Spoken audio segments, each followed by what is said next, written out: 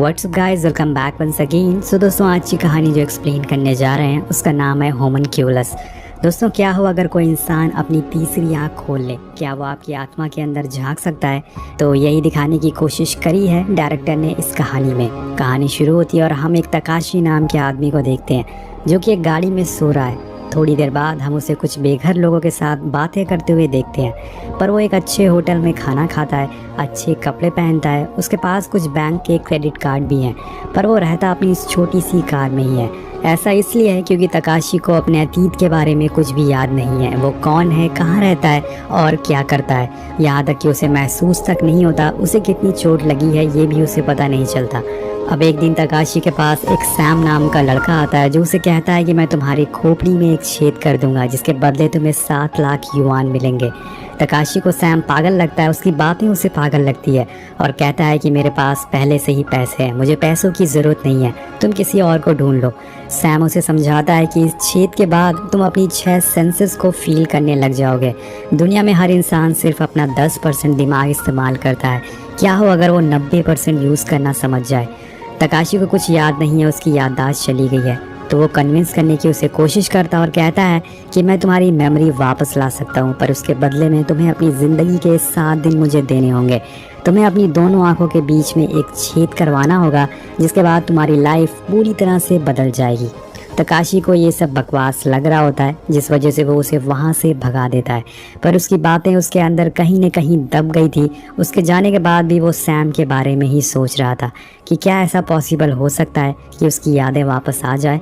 अगले दिन कुछ लोग उसकी कार टो करके ले जाते हैं और तब तकाशी इन सब से बहुत ही परेशान हो चुका था। उसके कपड़े, उसके सामान सभी कुछ जा चुके थे, लेकिन तभी उसके सामने सैम दिखता है जो उसे दोबारा वही बोलता है, 7 दिन फिर तुम्हें ज़िंदगी रहने का रीज़न मिल जाएगा। और अब तकाशी भी इन सब बातों से परेशान हो चुका था, इसलिए वो सैम की बात मान लेता है। अब सैम उसे लेके अपने घर जाता है जहाँ हम चारों तरफ दीवारों पे कुछ अजीब सी फोटोज़ देखते हैं।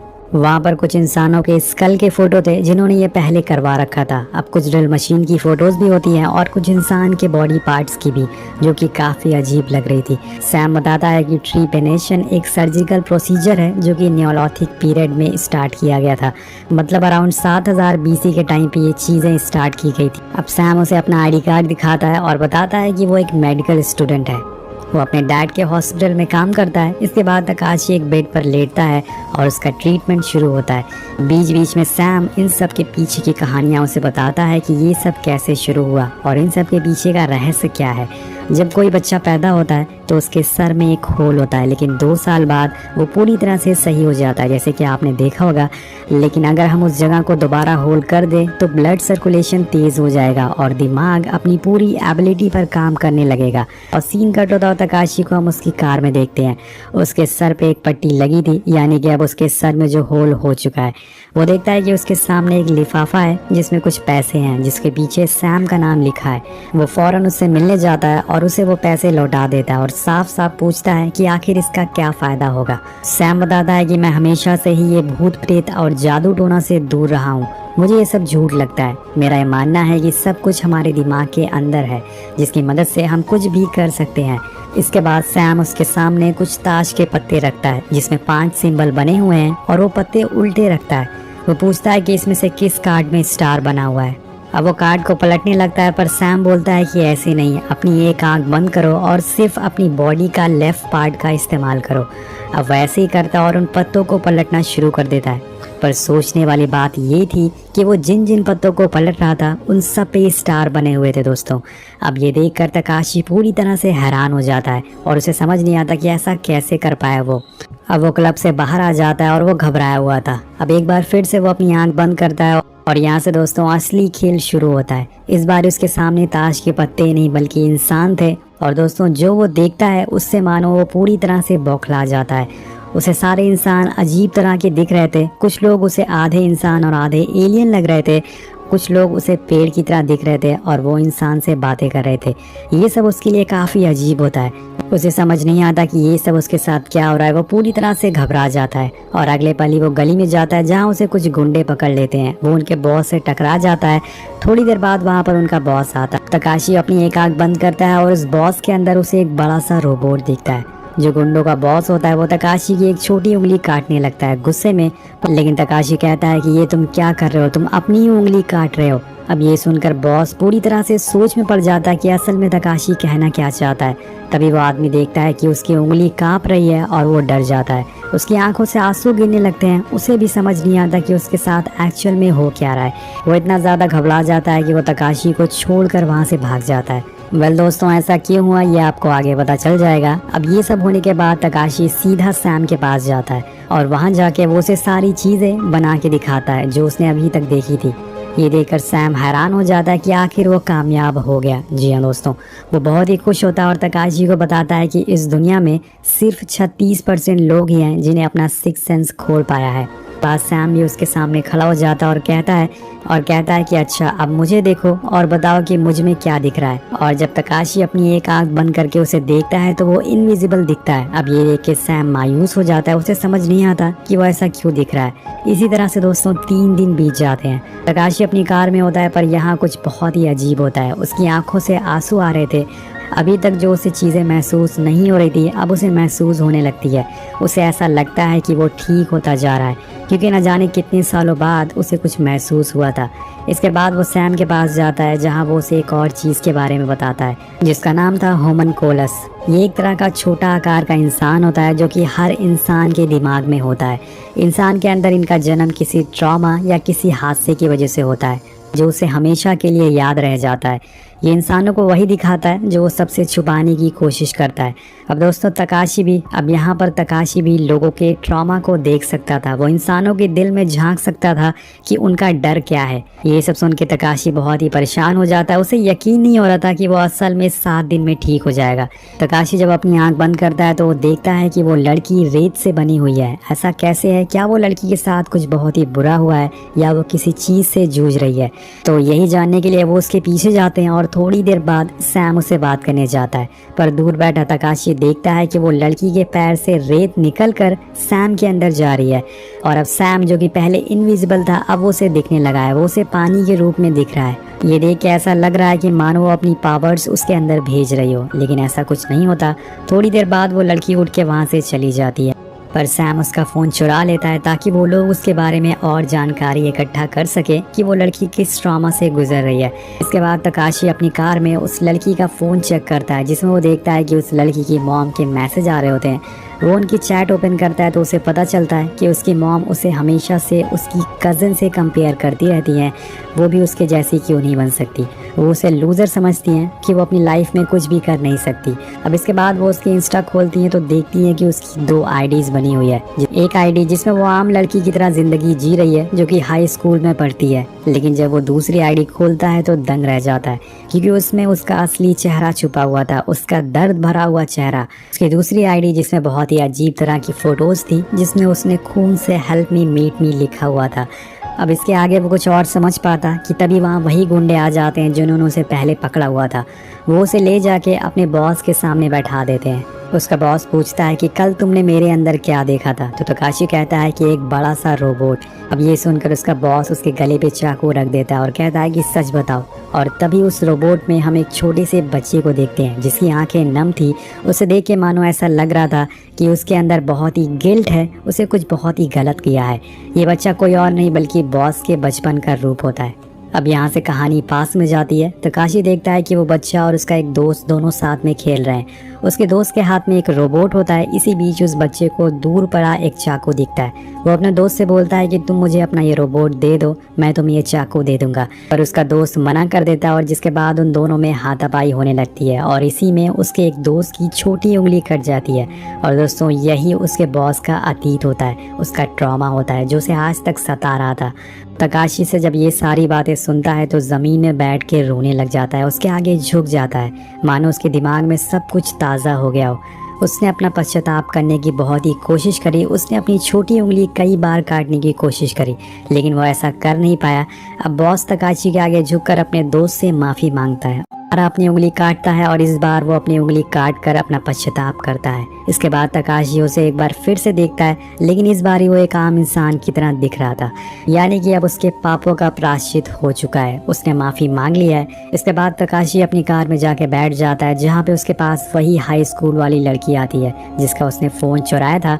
वो अपना फोन लेने आती है और इसी दौरान तकाशी उसके होमनकूलस को देख लेता है। उसे वो फिर से रेत से बनी हुई दिखती है, लेकिन इस बारी उसे करीब से देखने पे वो रेत नहीं बल्कि अल्फाबेट होते हैं जो उसकी पूरी जिंदगी बयां कर रहे थे। साथ साथ में वो ये भी बता रहे थे कि उसकी माँ उसके लिए एक दुश्मन से बढ़कर है। वो उसे हमेशा कोसती रहती है और अपनी माँ से बदला लेने के लिए उसने प्रोस्टिट्यूट बनने का सहारा लिया। वो उनसे बदला ले सके, लेकिन वो आज तक कभी किसी के साथ फिजिकल नहीं हो पाई है। उसका होमनकूलस तकाशी को अपने करीब बुला रहा था ताकि वो अपना बदला पूरा कर सके। तकाशी देखता है कि उसने अपनी बॉडी पर हर जगह जख्म दे रखा है, अब जैसे उसने एक फोन में देखा था। इसके बाद वो उसके करीब आ जाता है और उसकी इच्छाओं को पूरा कर देता है। अब धीरे धीरे वो देखता है कि लड़की रेत से आम इंसान की तरह दिखने लगी है, जिसके बाद लड़की के बदले की आग अब शांत हो जाती है और ऐसे ही तकाशी ने एक और इंसान की होमनकूलस को शांत कर दिया था। अब इसी तरह से 4 दिन बीत जाते हैं। तकाशी जब सुबह उठते ही सैम से मिलने जाता है, पर वहाँ वेटिंग रूम में बैठते हुए वो देखता है कि उसका एक पैर रेत का है और एक हाथ रोबोट का बन चुका है। ये देखकर वो हैरान हो जाता है और इसी दौरान उसकी नज़र आगे बैठी एक रेड कलर की ड्रेस पहने हुई लड़की पर पड़ती है। वो जैसे ही पीछे मुड़ती है, तकाशी चिल्ला उठता है क्योंकि उसका चेहरा पूरी तरह से फ्लैट था, ना ही उसकी नाक थी ना ही उसका मुंह था। वो लड़की बार बार यही कह रही थी कि खाली खाली जिंदगी, जो सुनने में काफी डरावना लग रहा होता है। इसी दौरान वहाँ सैम आता है जो तकाशी को अपने साथ लेके जाता है, जहाँ तकाशी उसे बताता है कि उसके अंदर अब दूसरों के होमनकूलस ट्रांसफर हो रहे हैं। इसकी क्या वजह हो सकती है? तो सैम उसे एक लड़की का पोस्टर दिखाता है जिसके ऊपर भी यही सेम एक्सपेरिमेंट किया गया था, उसके साथ भी सेम यही सब हो रहा था जो तुम्हारे साथ इस समय हो रहा है। लेकिन उसने इन सब से लड़ने के लिए खुद का होमनकूलस बना लिया, यानी कि ये होमनकूलस उन्हीं पे काम करते हैं जिन्हें खुद के होमनकूलस होते हैं। मतलब वो खुद किसी ऐसी मुसीबत या फिर ट्रॉमा से गुजरे होंगे तभी ऐसा हो सकता है, और कहीं ना कहीं तकाशी भी इसी तरह के ट्रॉमा से गुजरा था तभी ये सब उसके साथ हो रहा था। वो कहता है कि तुमने जिन लोगों के ट्रॉमा को ठीक करा है वो तो पूरी तरह से ठीक हो गए, लेकिन तुम्हारे अंदर जो अभी तक खालीपन था वो उनके ट्रॉमा से भरता जा रहा है। इसी वजह से दोस्तों उसके हाथ पैर रेत और रोबोट के दिख रहे थे, क्योंकि दूसरों के ट्रॉमा अब उसके अंदर आते जा रहे थे। तुम्हारा खुद का होमनकूलस अब धीरे धीरे करके भरता जा रहा है। पर तकाशी अब इन सब से परेशान हो चुका है। वो कहता है कि मेरे सर में जो छेद है उसे बंद कर दो और ये सब खत्म करो। पर सैम की एक शर्त होती है, वो कहता है कि जैसे तुम कह रहे हो मैं वैसा कर दूंगा, लेकिन इससे पहले तुम्हें मेरे होमनकूलस को देखना होगा। अब जब तकाशी अपनी एक आंख बंद करके उसे देखता है तो इस बारी पानी के कुछ बुलबुले उसके अंदर उसे दिखते हैं, जिसके अंदर एक जेली फिश तैर रही थी। लेकिन तकाशी सैम को इस बारे में कुछ भी नहीं बताता और वहाँ से चुपचाप गाड़ी में आके बैठ जाता है। तकाशी बहुत ही परेशान हो चुका था। वो अपनी कुछ पुरानी चीजों को देखने लगता है जिससे शायद उसे कुछ याद आ सके। यहाँ उसे एक कार्ड मिलता है जिसमें ननाको नाम लिखा हुआ था। ये नाम देखते ही वो पास्ट में चला जाता है जहाँ उसकी एक लड़की से मुलाकात होती है। जिसे वो मिल रहा था वो कोई और नहीं बल्कि वही हॉस्पिटल वाली लड़की थी। ये देखकर तकाशी हैरान रह जाता है कि ऐसा कैसे हो सकता है, मतलब वो उस लड़की को कैसे जानता है। अब दोस्तों 5 दिन बीत जाते हैं और वो उसी हॉस्पिटल के बाहर जाता है, उस लड़की का इंतज़ार करने लगता है। थोड़ी देर बाद वहाँ वो लड़की आती है। तकाशी उसके पास जाता और एक धीरे आवाज़ में उसे ननाको कह के पुकारता है। ये सुनते ही वो लड़की शॉक हो जाती है और उसकी आंखों में पानी आ जाता है। पर यहाँ एक और बड़ा ट्विस्ट आता है। वो उससे कहती है कि क्या तुम मुझे जानते हो, मेरी मेमोरी लॉस्ट हो गई है। वेल दोस्तों, यानी कि दोनों ने ही अपनी यादों को खो दिया है, लेकिन अब धीरे धीरे तकाशी को कुछ चीज़ें याद आने लगती है। वो उसे लेके एक अपार्टमेंट में जाता है जिसकी कीज उसके पास ही है, लेकिन वो उसमें आज तक गया नहीं है, या फिर गया हो तो उसे याद नहीं होगा। दोनों ऊपर जाते हैं और अंदर घुसते ही दोनों अपनी अपनी यादों में खो जाते हैं। ननाको तकाशी से पूछती है कि क्या हम यहाँ साथ में रहते थे, तो वो कहता है कि हाँ। यानी कि तकाशी को अब अपना बीता कल याद आने लगा है। वो उसे एक रेड कलर की ड्रेस देता है और ये वही ड्रेस होती है जिसमें वो हॉस्पिटल में उसे देखा था।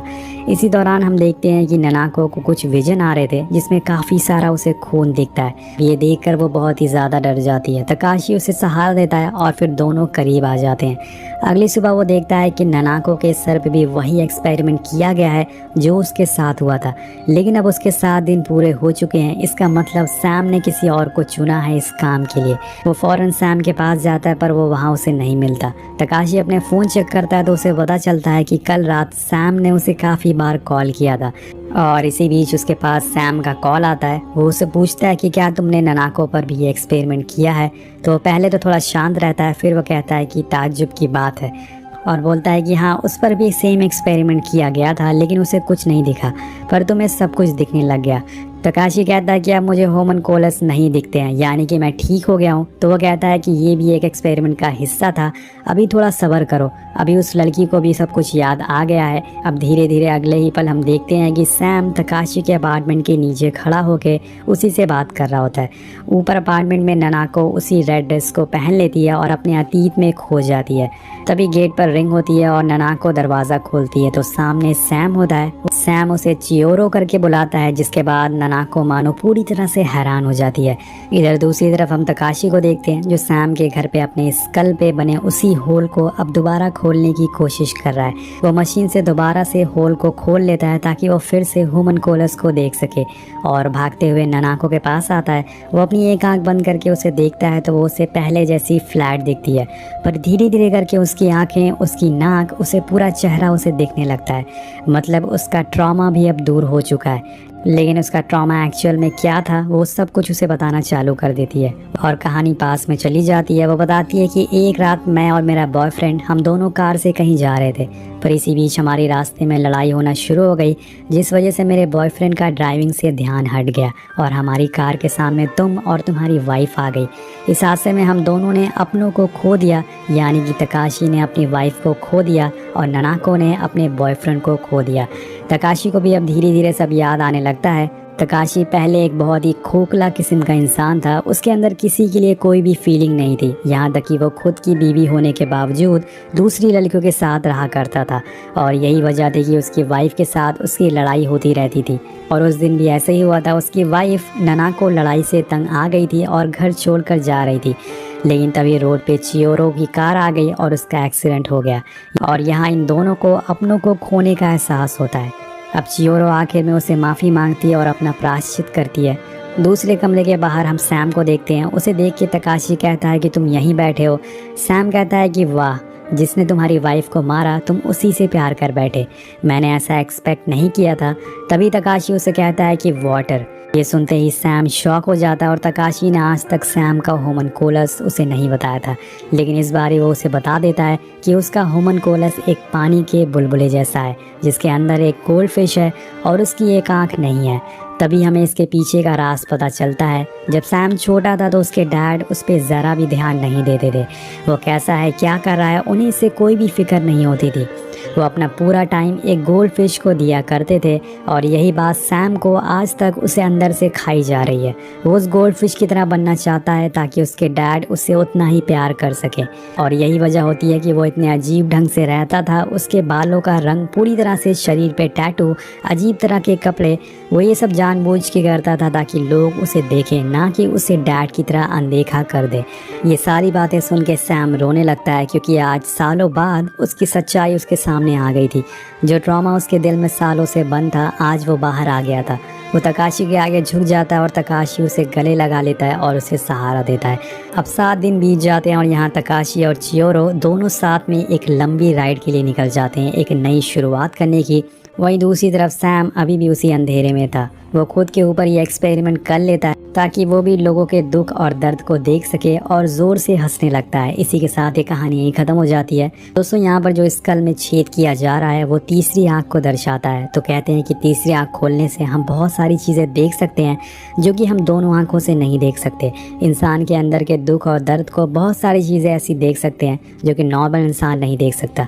तो आपको ये कहानी कैसी लगी नीचे कॉमेंट करके ज़रूर बताएं।